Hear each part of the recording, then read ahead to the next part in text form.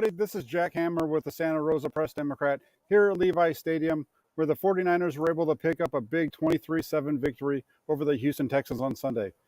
The 49ers had to shake off a little bit of a slow start, but they were able to get it going and come away with that victory. It was a rough start a little bit there at the beginning for Trey Lance. He struggled, especially in the first half, as did the rest of the 49ers offense. But they were able to come out, find some rhythm in the second half with several big plays on their way to 20 points in the second half to pull away with the victory.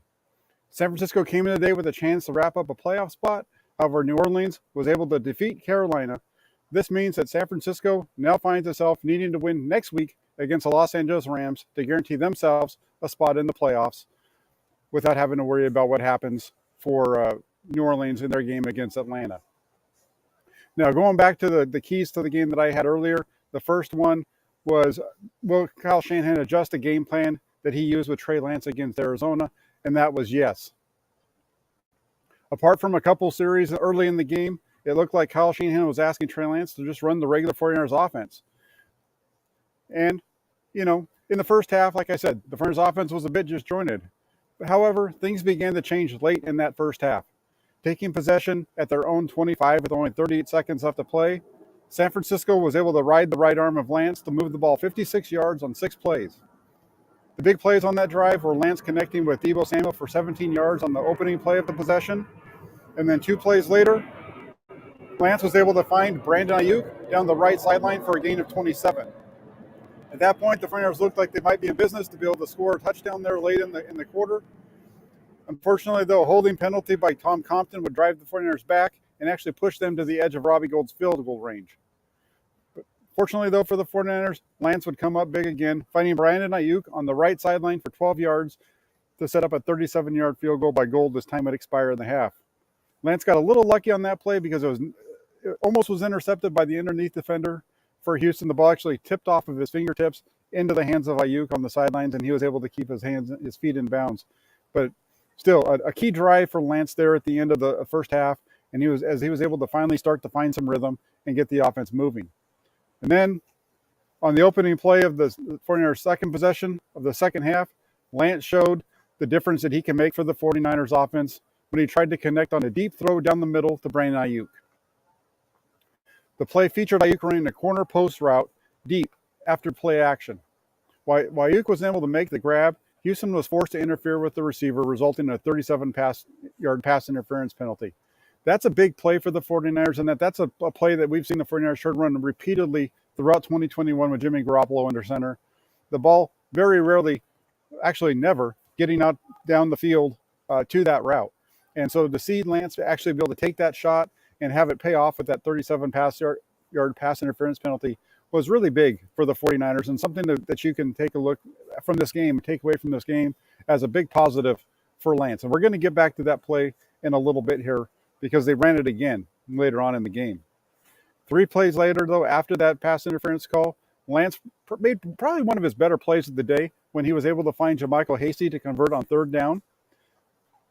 And then the play following that, after play action, Lance rolled to his right and was able to find Mitchell in the flat on the right side. Mitchell would take the ball in for a touchdown from that point to give the 49ers their first lead of the game. And at this point now, you start to see Lance kind of getting into a rhythm, getting into a groove.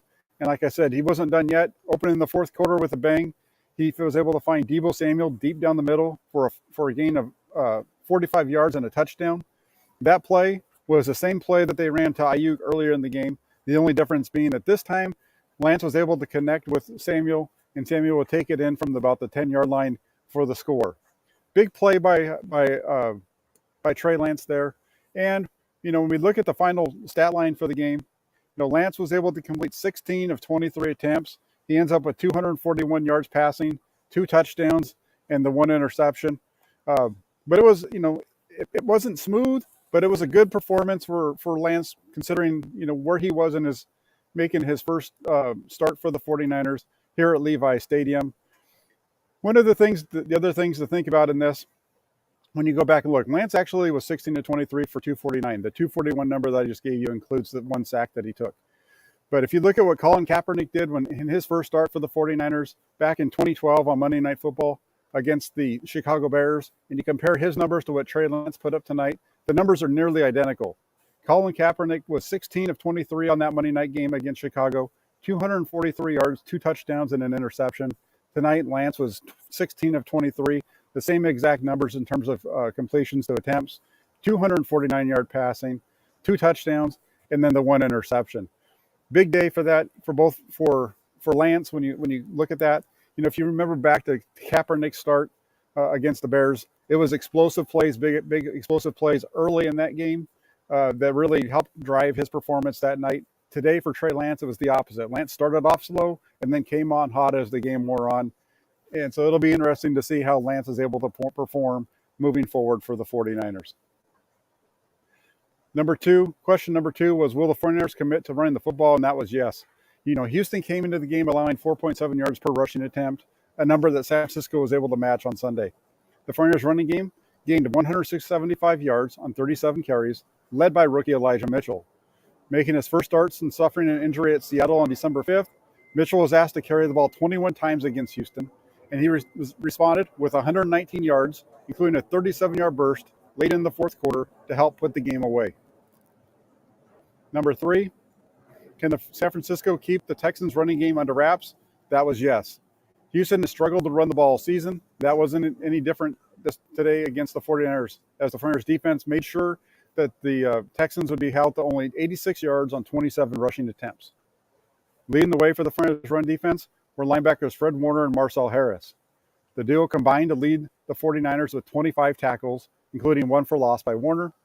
In addition to the linebackers, defensive tackle Eric Armstead showed up in a big way, with 8 tackles leading the way for the 49ers defensive line. Number 4 was, will the 49ers pass defense get to Davis Mills? And that's a yes. Davis Mills came into the game against San Francisco averaging 264 yards passing over his previous 3 starts. But on Sunday, the 49ers defense held the rookie third-round pick from Stanford to only 163 yards with 21 completions on 32 attempts.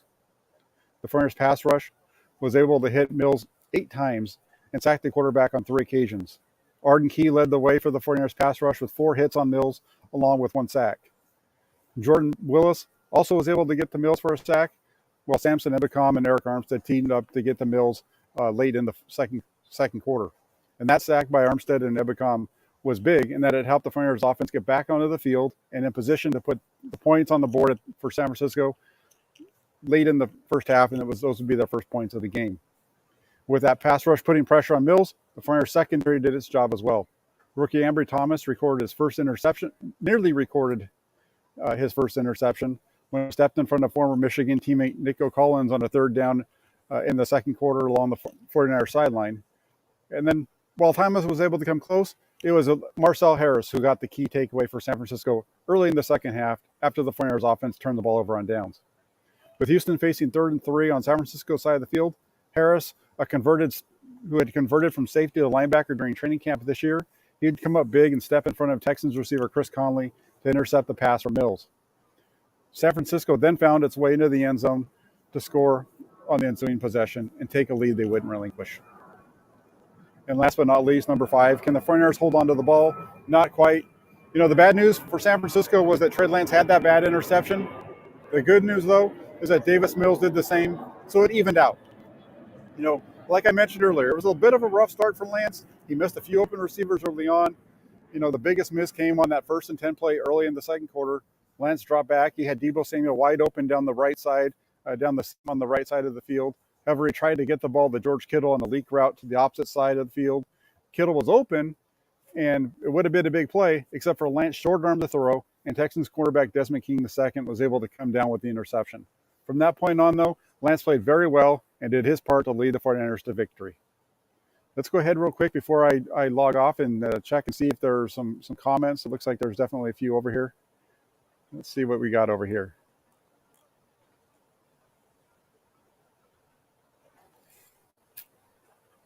Yeah, definitely. Ashley mentions the first half had her worried. The second half was promising, and wondering if I would stick with Trey moving forward. At this point, given what we saw tonight, I think the 49ers most likely will be sticking with Trey Lance when you consider everything that's going on here. I understand the 49ers are continuing to say that they will, go back to Jimmy Garoppolo. They would go back to Jimmy Garoppolo if he's 100% healthy. I don't see how a player who's going to be most likely needing surgery on his thumb after the season's over with is going to be fully healthy. Lance didn't even, or excuse me, Garoppolo didn't even throw the football at all this week. Late in the week on Friday, Kyle Shanahan got a little frustrated with the reporters when we were asking about something, the injury situation with Garoppolo and just asking for some clarification. And he got a little frustrated by that and basically said, the more time you give it, the better it's going to be for it to heal up. And so we're going to wait until Saturday and let him throw. We'll see how it is then, and then we'll give him a chance again on Sunday. Truth of the matter is, Garoppolo didn't throw for the 49ers on Saturday. Being here at the stadium since 10 o'clock this morning, before the 49ers even arrived, Garoppolo never stepped on the field today either. He stepped on the field, but he didn't throw the ball at all. So I find it very hard to believe that we're going to see Jimmy Garoppolo back this season in a 49ers uniform. Christian asked, what grade would I give Trey? As far as my grade for Trey, I'd say probably a B. I think it was a B to a B minus. I think it was, I'm basing it on the fact that a B is an above average performance. A B minus is a C is an average. I think it was, slightly above average. So probably a B minus or a B. I could see where you might even give him an A or something like that, because there was an increase in performance from his week 5 game down in Arizona. But at the same time, I don't think that it was an excellent performance anyway. I thought it was a solid performance. I thought he did a good job of stepping up and improving as the game went along. So that deserves, I think, a B minus. I think is a grade that would be, good for him, something that would fit. Double B Studio, thank you very much for the donation, $4.99. I appreciate that. He says, Lance mistakes are no different from Jimmy's. The difference is Lance can move around and avoid would-be sacks that Jimmy takes. Yes and no. That's definitely some part of the difference that he makes. He definitely makes that difference in the offense. I think it goes farther than that, though. I think you look at, like I said, I tried to earlier on, the taking those shots down the field on those corner post routes, and actually taking those shots, the one to Ayuk, the one to Debo. Those are plays that have been there all season long with Jimmy Garoppolo, and Garoppolo doesn't even attempt to make that throw. So what we saw tonight was really the 49ers offense was sputtering there early, throughout the first half, and they were kind of, they came out there and they get that big throw, and that's what set them up. And then from there, the offense kind of rolled the rest of the game, and then the touchdown later on that same route. So I think it's a little bit different. Yes, he definitely does have the ability to move around. I would like to see Lance get to the point where sometimes he just takes off and runs, and as he's running, he just goes ahead and takes it. I know there was one incompletion that he threw as he was sprinting to his right side. It would have been in the fourth quarter or second. I'm not sure which quarter it was, so I won't go there. But the 49ers were going to the north end of the field, so the left to right, right to left on your TV, and he had threw an incompletion to Debo Samuel on that one. He had plenty of room to just keep running and probably gain a first down if he just continues, sprinting to the sidelines there. Instead, he took the pass, and it was way behind Samuel and late. Plays like that, I'd like to see him use his legs a little bit more. The 4th and 1 play where he threw it to Brandon Ayuk, I would have liked to have seen him try to make that play with his legs, get to the corner, cut back up inside if he needs to, do whatever he needs. I'd like to just see him use his legs even more so when he's out in open space. I understand that, it's also good for him to be taking the throw and be hesitant with using his legs, but I would like to see him trust him in those situations. I'd actually like to see Lance using his legs far more off of passes that aren't there and he's having to move around than when the way they're using him as a running back at times. And then Rashad, thank you very much for the donation. I appreciate that. Let's see what else we have. Rashad, maybe this was why you had the $5. He says, what did you think of the decision to bench Norman for Dante? Who'll be starting going forward? I thought it was fine. Dante Johnson is a guy who he's just a solid veteran who understands the 49er system.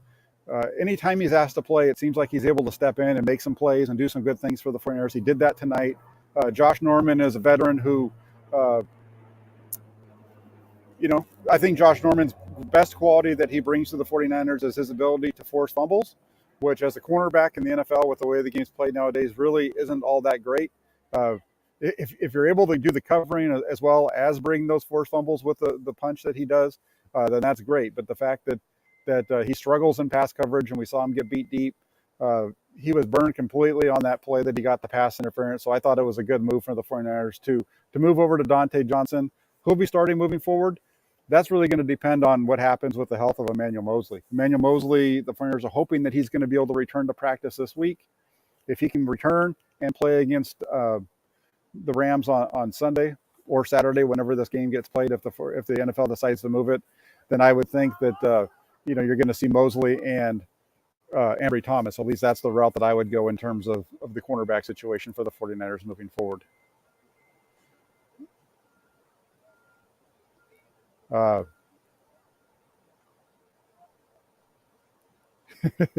Yeah, and then Double B comes back to $4.99. Thank you, Double B. Says everyone here in the chat asked what happened to Norman. Did he get benched? Yes, he did. Yep, he definitely got benched. They didn't like the fact that he got burned like that, so they sat him down. Thank you, District 13, for the donation. As Matthew says here, like I just mentioned a minute ago, the 49ers need Moseley back. That's for sure. Double B thinks again. He says for a second game in the NFL, he's looking good. I agree. I thought that it was a really rough start, and if you follow along on my Twitter or on at 49ers.pressdemocrat.com on my live blog, you noticed that I was mentioning some of the mistakes. There was a lot of open receivers early on in this game that Trey Lance was struggling to see and get the ball to, but fortunately the 49ers defense was able to play strong. The opponent wasn't putting points on the board, and Lance was able to get himself gathered up and go make some good plays. Tony asked, which pass do you think was Trey's best of the day? How well do you think Trey did going through his progressions? Boy, there's a couple of them. The throw to Brandon Ayuk and Deebo Samuel, those are both very similar plays. Those were nice routes, nice balls to see get thrown. But if I was going to pick one ball as my favorite throw of the day, it was the throw to George Kittle down the seam. That was a ball that I really just liked the placement on that. He took that shot. He didn't hesitate. He let that thing rip. It was a nice spiral right down there. And Kittle was open, and he was able to make the catch with one hand as he was getting interfered with. So I think that throw to Kittle down the seam was probably my favorite throw of the day. The other one that was really good, I will say it's nothing big, but his ability to get the ball out quick to Deebo Samuel on the slant play to open up that drive right there in the 2-minute drill with under 30 seconds or just over 30 seconds to go in the first half. That was a nice play to see him get the ball and get it out of his hands so quick, because he was struggling and does struggle at times to get the ball out of his hands quickly. And so to be able to see him get that out and get it on him as quickly as it did, that was really nice. And I appreciate the donation, Tony. Thank you so much.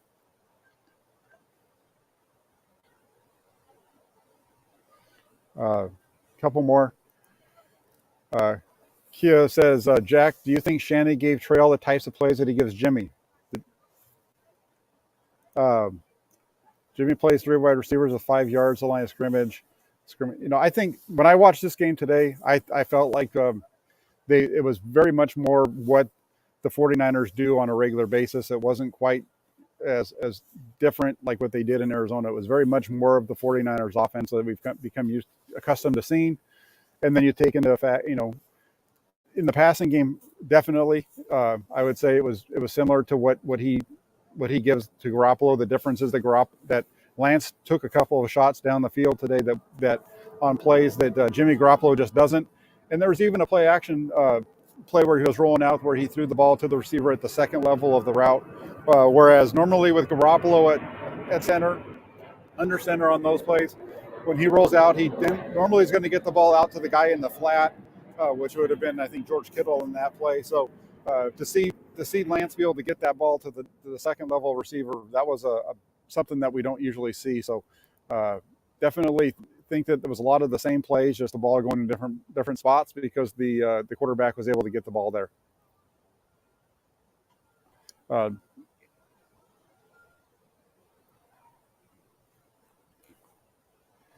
Dave says, I don't remember Kyle calling timeouts with Jimmy before the end of the half to get the ball back. Oh, they've done it at different times. They've done that in different situations. And but today, when that happened, the 49ers were behind. And it was funny to see them do that. They get the ball back so late, and I turned to the